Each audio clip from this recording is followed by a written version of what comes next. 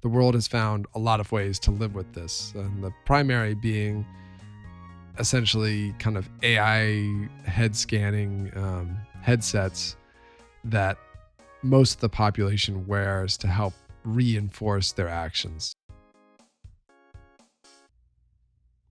Hey, I am Demon Dev, and I've been doing a lot of writing of the dialogue scenes for Double Demons recently. So I've been doing a lot of thought about what the story is about, or rather, what's really important to me to have characters thinking about, or concerned about, or interacting with.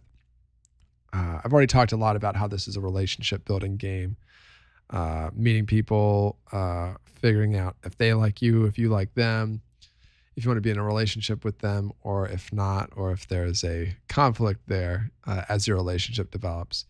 But with what's going on in the world, you enter the game 3 years into a complete crisis where a supernatural form of depression has essentially gripped the population, where about a third of the world can't even get out of bed or feed themselves. They need significant help and resources. But we're 3 years along in this crisis, so the world has found a lot of ways to live with this, and the primary being essentially kind of AI head scanning headsets that most of the population wears to help reinforce their actions. So, so many people deal with what's called, stage 1, 2, or 3 low axis, which is your agency or ability to do things in this world. And so that headset kind of detects what they're trying to do and helps them do it. Whereas normally they just kind of be something like a non-threatening zombie. So, anyways, you're interacting in this world in which lots of people has had their lives completely pushed back by this. It's not directly inspired by COVID at all. I've been working on the story for longer than that, but it's similar in a lot of ways.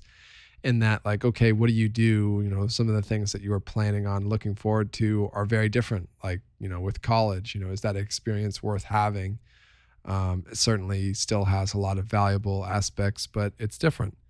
And so in this world, you're in high school, but high school has just been reopened for the first time after 3 years of it just not being practical, because so many students were suffering from stage 3, low agency, the inability to do anything. But with these AI headsets, and perhaps with some more complicated interests from different corporations or groups that find something to get out of schools being open again.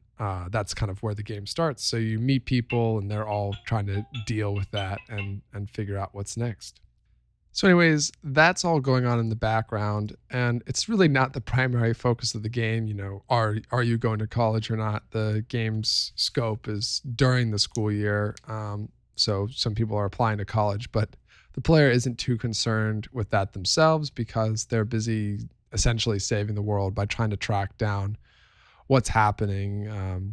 Who is taking the access resource away from people to the point in which they're kind of losing the ability to live their lives.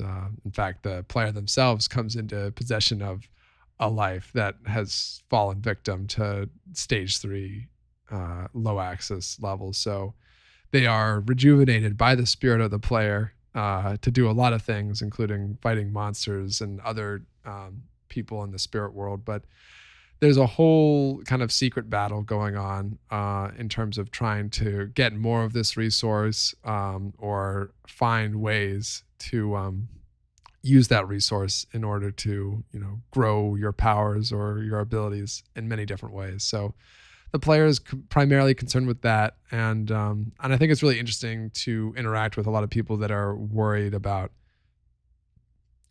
what's going on in the world and all of the crazy stuff that's happening. They institute a leaderboard at the school that ranks students based on their agency level, their ability to live their lives, which causes all sorts of conflicts. and drives the player, which has a very high score, to be targeted by other students and gang members that come straight from the spirit world to mess with the player. But yeah, so anyways, that's just kind of an interesting aspect of the game that's going on. So it's essentially kind of like a magic based depression of, sort of soul essence deficiency in a lot of the characters. And so anyways, they're kind of desperate to find, how do I, you know, build my ability to live my life and be energized and motivated about living this world, not being sure what's, going on or what's ahead.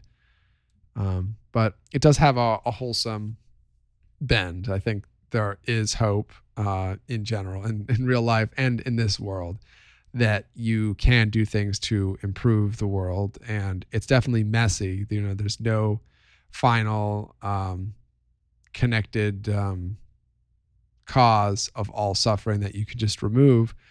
But there are things that are getting worse that you can, turn around and make work the other way, and people that you can help and people that you can talk to about that and support. Anyways, I'm excited to kind of have this like tucked into the background of the game. It really is about developing relationships with characters and fighting a lot of enemies, but it's not simple. Both the different characters that are causing problems and the world and its needs for how to deal with this. So you have all these overaged high schoolers, and they can't even get a high school job because they're all taken by low agency adults that have the AI headsets, turning them into essentially the perfect assembly line zombie workers. So there's no jobs for them, but they also don't know what college will be or any other sort of trade option. So they're just kind of stuck pretending that their lives are normal and having lots of expectations and experiments carried out on them. So I think that'll be really interesting to explore. And thanks. And hopefully this was interesting or useful to you. Cool.